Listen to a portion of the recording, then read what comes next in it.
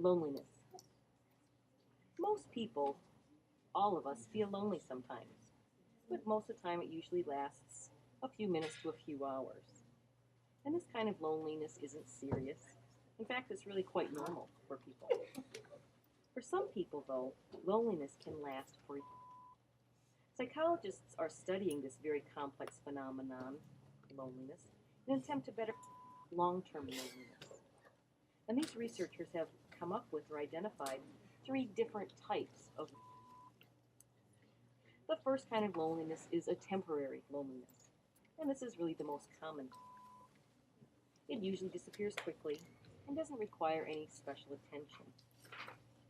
This kind is called situational loneliness, and this is a result of some natural situation in a person's life. It could be a divorce, could be the loved one, could be moving to a new. And although this kind of loneliness can in fact cause some physical, like headaches and sleeplessness, it usually doesn't last for more than. And situational loneliness is really easy to understand and predict. It's the third kind of loneliness that are most concerned about, and it is also the most severe type. Unlike the second type, chronic loneliness usually lasts more than 2 years and has no specific root. People who experience habitual loneliness have problems socializing and becoming to others.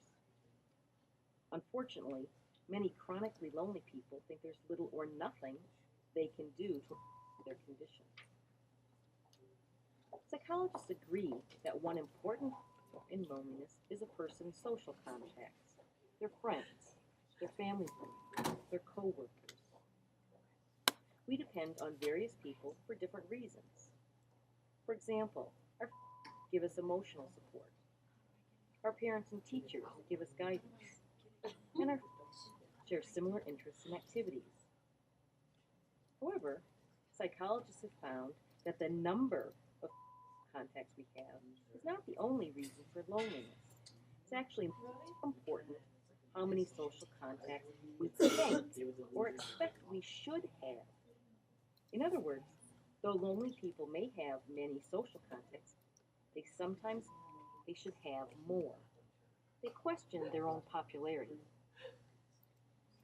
Most researchers that the loneliest group of people are between the ages of 18 and 25.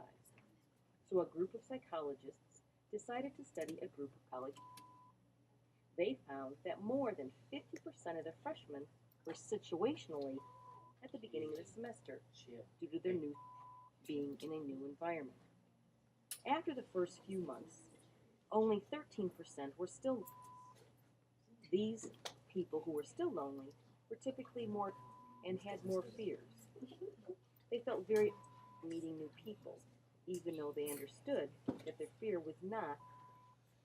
So the situationally lonely freshmen overcame their loneliness by making new friends.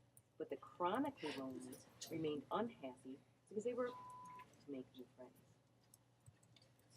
Now, psychologists are trying to find ways to help habitually lonely people for two. First of all, they're unhappy and they're unable to socialize. Secondly, they have found a connection between chronic loneliness and serious like heart disease. While temporary and situational loneliness can be a very and healthy part of life, chronic loneliness can be a very sad and sometimes very condition.